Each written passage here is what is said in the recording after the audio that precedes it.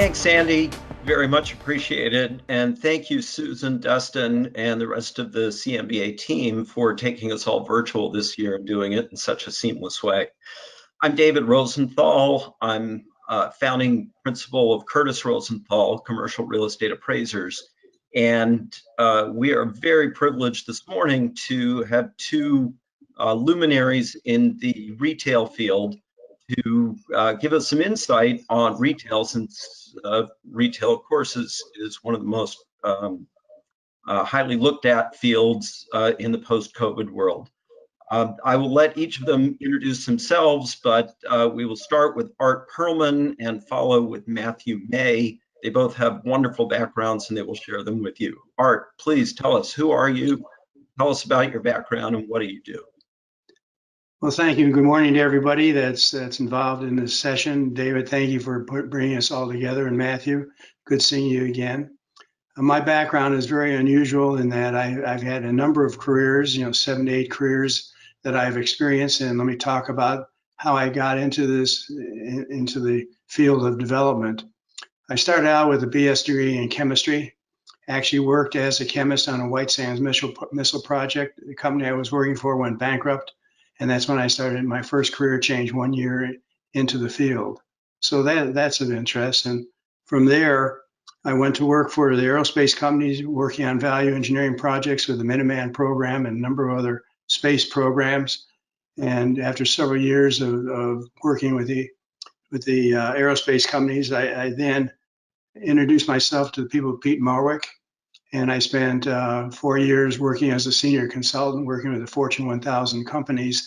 And that's where I got involved in real estate and in finance. And we're working with the CEOs of the Fortune 1000 companies. About 4 years later, I then decided to start my own company, brought in venture capital, and started a company in Century City called Foresight Systems.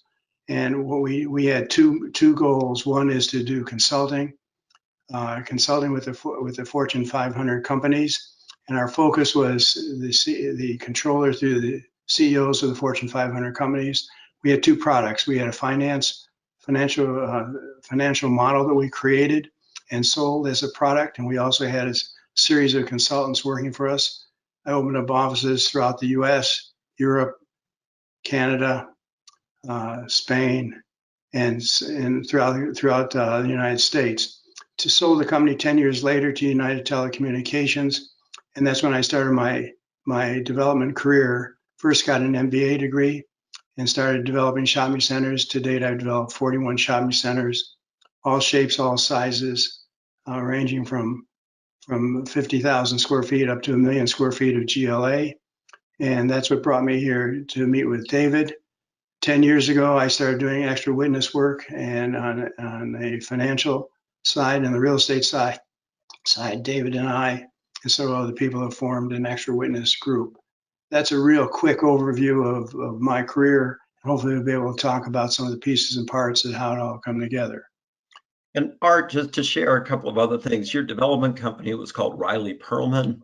I think a lot of people in our audience are probably familiar with your company, and weren't you the first developer to bring Walmart into California? That's correct. We developed the first 12 centers with Walmart. We spent 2 years researching the marketplace, which Matthew has a lot of experience working with tenants. And our job was we could not disclose who our tenant was. We could not tell the landowners of the city who we were working with. We had to go out and tie up 20 and 30 acre parcels. So we spent 2 years doing that. We opened up 12 shopping centers, and we built around Walmart.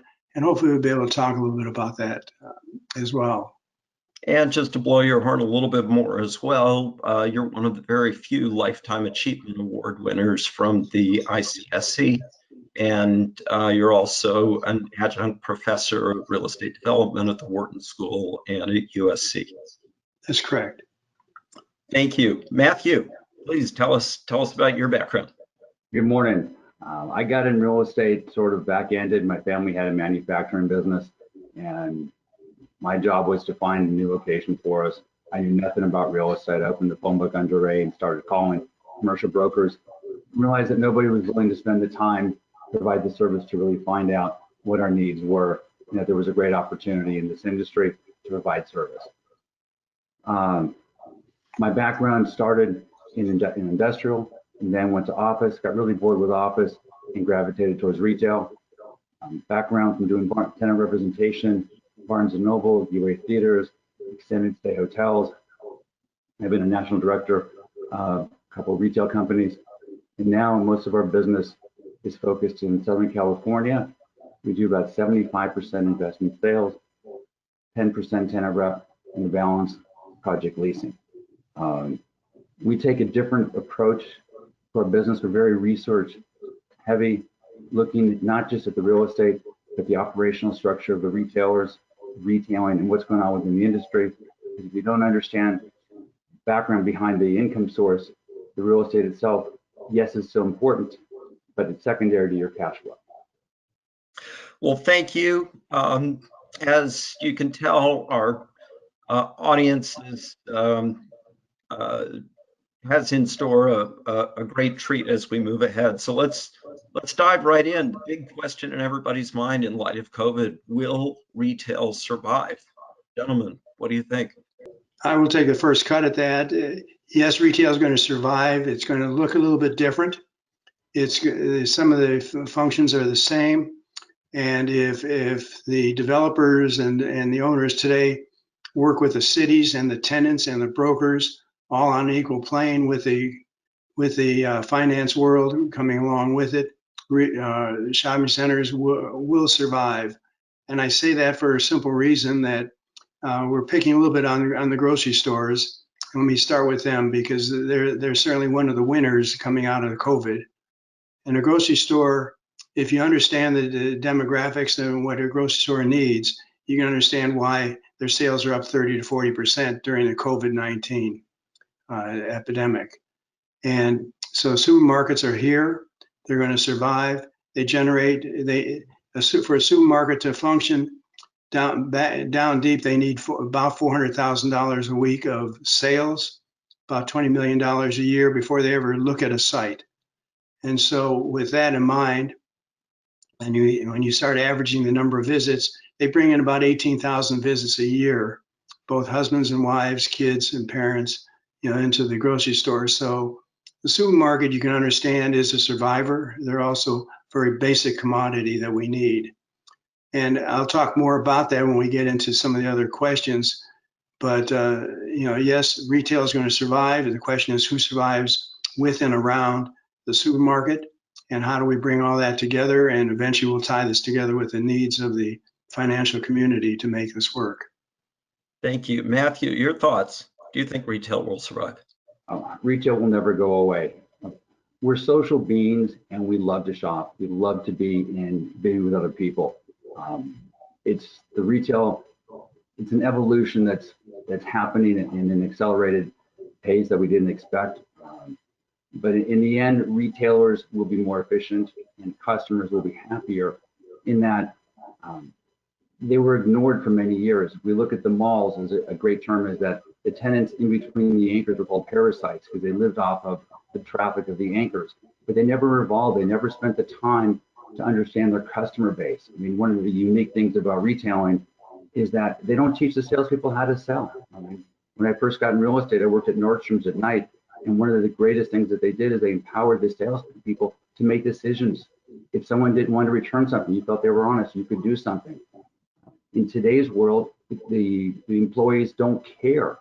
And one of the differences between the online retailers and today's retailers is that online retailers built a relationship with a customer without ever seeing them. They did it by being able to connect with their value systems, whether it's the way the products are made, whether it's how they're being sold, return policies.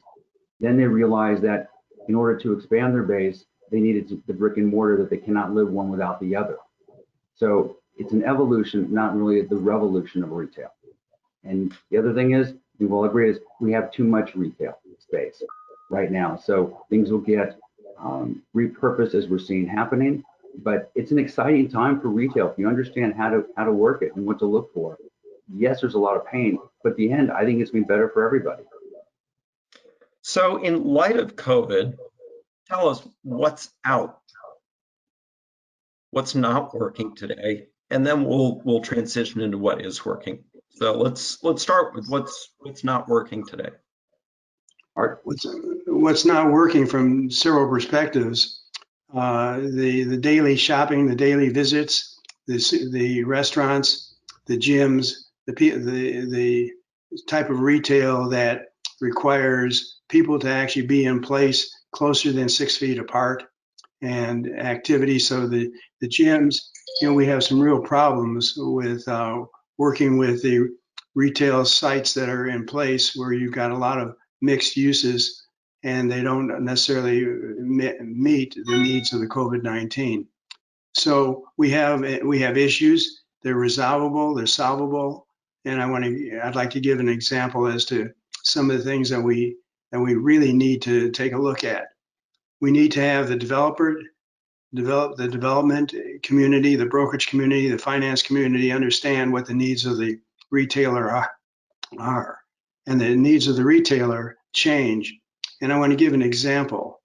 One of the things that happened when I developed the first power center in the country, this is in Lancaster, it was the first Walmart to open in California, and it was the second Costco to open. And I'm standing with Jeff Brotman, who's the chairman of Costco, and he said, "Art, I want to put gas pumps in front of my door." And Art said, "Hell no, you're screwing up the site plan. The real estate isn't going to work." But Jeff Brotman was a genius because 41% of all the people that buy gas cross shop the same visit. We have the same phenomenon with the people that are online shopping. They will shop online, buy 2 or 3 copies of the same items, different colors possibly, and then they go back, and 35% of all the people that shop online have increased visits back to the store. So we as a development community have to understand the needs of the tenant. We have to understand the needs of the shopper, understand the needs of the financial community and the cities. And if you bring it all together and there's a communication, it's workable. And I give that example because Jeff Brotman, and I'm going back to the 80s, I mean, he was brilliant. It was so simple that he created additional cross-shopping visits. And that's what the online shoppers today are experiencing as well. Thank you. Matthew, how about you? What do you see that's out before we morph to what's in? Well, right, simply put, on anything that gets too many people together, we represent a theater chain that unfortunately is in the process of selling some of their assets in order to survive, because they don't know if and when they'll ever open again, and people feeling comfortable.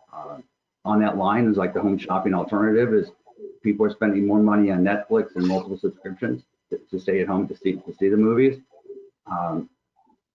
In gyms, as Art mentioned, yes, it's very close. Now, one of the things that's interesting to see is how these different businesses are adapting to the loss of customers and how are they trying to find other revenue sources. So in the health club industry, there's a great synergy between health clubs and physical therapists. Unfortunately, a lot of the gym people become their clients and the equipment's the same. So you're starting to see physical therapists acquiring health clubs or doing partnerships with them. So you're going to see more creativity in partnerships. Even on the restaurant side, Robert Earl, who's a prolific restaurant owner, one of the things that he's doing in the ghost kitchen world right now is he's got a ghost kitchen chain. So for these restaurant operators that have extra capacity, he has a chain that is only delivery. So for anyone who's not familiar, can you explain the concept of a ghost kitchen? A ghost kitchen is where you do not see the retail storefront. A good example of a version of it today, what you do see is Domino's. You go in, you pick up a pizza, but you don't sit down and eat. It's strictly delivery, manufacturing of the product. So it's much cheaper if they do it in an industrial building than it is if they're paying $4 a square foot for the storefront, which they're not using. So a ghost kitchen is either one where a restaurant chain itself is making for their production, for 100% of their production, or it's shared among many different kitchens and many different restaurants. It's sort of a takeoff of what we saw before. There was a chef in Los Angeles, Ludo Lefebvre, who would do these pop-up restaurants in these restaurants that were closed. So it's the same type of sharing in that standpoint. So I'd like to just interject something in that comment Please. and I think this will be in addition to what Matthew just said. When a developer starts looking at a magical tenant that they're going to bring into a shopping center, whether it's a Walmart or a Costco or whoever it may be, or a supermarket, you have to take a look at what their goods and services are and what they do. Because with Costco, the question is who you going to put next to them today.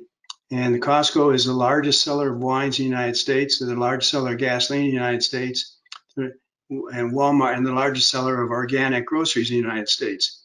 So what you did at one point in time, put tenants next to tenants, you want to be real careful as to who they are, unless you bring in a specialty retail tenant that is going to compete very well, with these big boxes. And this goes for the smaller tenants as well. Who are they? What are they doing? What do they bring to the table? What are the dynamics? And you need to take a look at that. So you can't just pick on the Walmarts and Costco. Walmart is the largest seller of groceries today in the United States. So when I developed the first power center, I would not do it today. Put a Walmart next to a Costco, next to a Home Depot, next to a 60,000 foot supermarket, next to a 12 screen theater, along with a bunch of retail. So development in the past is not the way it's going to work in the future. And so today, when we're dealing with special tenants, we need to understand what they're bringing to the table and what they're blocking out in terms of potential co-tenants.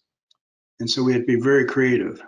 So let's talk about that. Suppose you own a grocery anchored shopping center and a number of your tenants have gone out of business. You've got vacancy. Who would be the logical tenants to come in and fill those spaces today and in an evolving post-COVID world? In our recent world right now, it's primarily, we are seeing an uptick in restaurants, more entrepreneurial operators. Health and beauty is the largest, from urgent care. There's half a dozen different urgent care operators out there today that are looking to come in. What size of footprint does an urgent care look for? 25 to 3,500 square feet. We're also seeing the hospitals expand as well. Cedars and Kaiser, they're all trying to branch out and get closer to their customer base. Then that all started with the Affordable Care Act. As more people had insurance, they realized that they, as the provider, needed to get closer to their customer.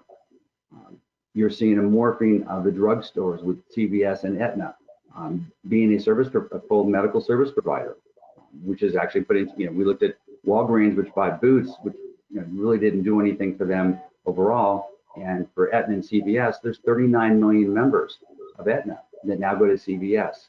So much more synergy with retailers working together and with a co-sharing. Now, one issue is making sure as Art will attest to, is that as medical uses come in and even dialysis, is how to make sure there's enough parking for everybody. That's a key thing, is the convenience, more so than ever with a pickup and drop off, how that's going to get designed in and be efficient operationally.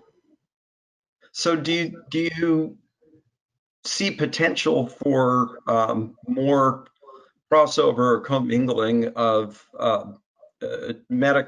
true medical services mixed in with the grocer to create a different kind of center in the future? And do you anticipate seeing more of these kinds of centers being clustered near hospitals?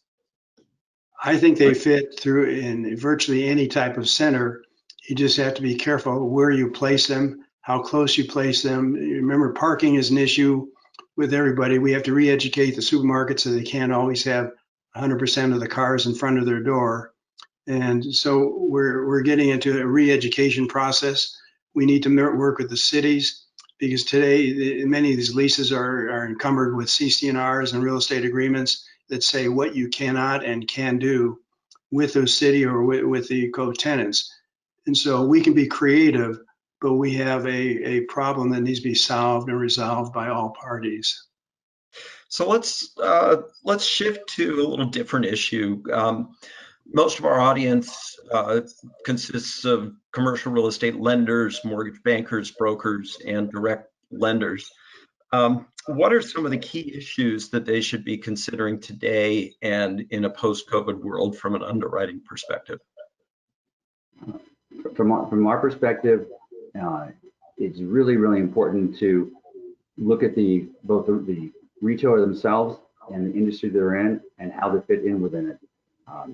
If they're home furnishings, how are they doing? Is the industry growing? How are they doing on online sales? How are they doing in store sales? How do they compete? What is their debt level? One of the biggest issues today with all the companies that are going under is because they were owned by private equity. Private equity is more concerned about getting paid back than they are about the success and longevity of the company itself. And the second part is on a functionality standpoint, the buildings today, where they have to have an omni-channel, are they going to have room for the last mile? Are they going to do returns in their store? Are they going to try to find a warehouse nearby? A good example today of a great retailer that's understanding the process is Target. Target started opening up these small city stores, and the question was, why are they doing 20,000 square foot stores within a couple miles of a 100,000 square foot store? And what they've done is they've used the hub and spoke process, where the 100,000 square foot store is the last mile distribution center for the smaller local stores. So now, can you explain that concept, the last mile distribution center? Yeah. So if you want to order a patio set, for example, it's not going to get shipped to the store on Wilshire and 16th. It's going to get shipped, which is 20,000 feet. It's going to get shipped to the 110,000 square foot store in Culver City, and then it'll go from Culver City to the Santa Monica store, or the customer can pick it up in Culver City, depending on where they're at. We're working with Albertsons right now to help them find last mile distribution for the food delivery, because getting DoorDash and Grubhub to deliver the groceries is expensive. So they're trying to find a way to get into it themselves and be able to deliver within a 15-mile radius in a functional level. Do you see opportunities in existing shopping centers to create centers for that last mile distribution concept? Absolutely. If you look at, take Steinmart. Steinmart just vacated a lot of giant boxes. And if you take a 100,000 square foot box and you chop it up into 5 different building spaces, then you have an opportunity for 5 big box retailers to have last mile distribution. We've got a client that has a shopping center. They have an 80,000 square foot Kohl's. Kohl's is paying 40 cents a square foot. They can double the rent and it's still less than industrial. So there are opportunities to make things work. If you have a health club that goes out, or a theater that goes out, you've just freed up a lot of parking spaces. Now you have more room to build. A lot of these centers have parking behind the buildings, which is old school development. You can build industrial back there, make that the distribution center. So it takes creativity both from the developer side, the retailer side, and as Art mentioned, from the cities. Yeah, I think it's really important to express a need for the investment community, the finance community, the development community, and the tenant community to come together, meeting with the cities. We need to educate the cities as to what we need, because there's always going to be real estate agreements that the city is going to impose upon the development itself and the developer. And if we as a developer community, which are usually first in, can bring the brokerage community and the finance community together to the very first initial meetings with the city, we can start working through some of the issues that we have when we start negotiating leases, exclusive uses. I mean, it's a conundrum of how one works together. And I think right now, in this case, the opportunity is going to be in the issues we have with COVID-19. And I think what you're talking about, Matthew, is a lot of creative resolution as to what to do with excess space and/or excess parking. And then we have to get the city codes to match what we're trying to do creatively. So it's a process that's really important, and the key word is process, not just development, brokerage, finance. It's process. Get it all together. Now, on that front, are there any creative ways that landlords can work with their existing and future tenants to create more of a partnership? First thing I would say is the desire is there. The question is, what do the REAs and the CC&Rs look like? Which tenants have precluded, because it precluded other tenants from doing what we would like to have done. So we may need additional financing. We may need to redevelop rehab stores. We have to meet with the cities. So again, I want to go back to the word I just used is process. And the reason I started teaching at Ward many years ago is because nobody ever taught me how to develop a shopping center. And I figured if I could teach others how to do it, it's city, industry, it's all the users together solving the problems. So we have to really look at it center by center, and you can't make just broad statements. We're going to need a lot of changes going on. Art, you brought up a key point on use clauses. So a lot of the major retailers came in and have a laundry list of Exclusives. exclusives, and they may not be using them.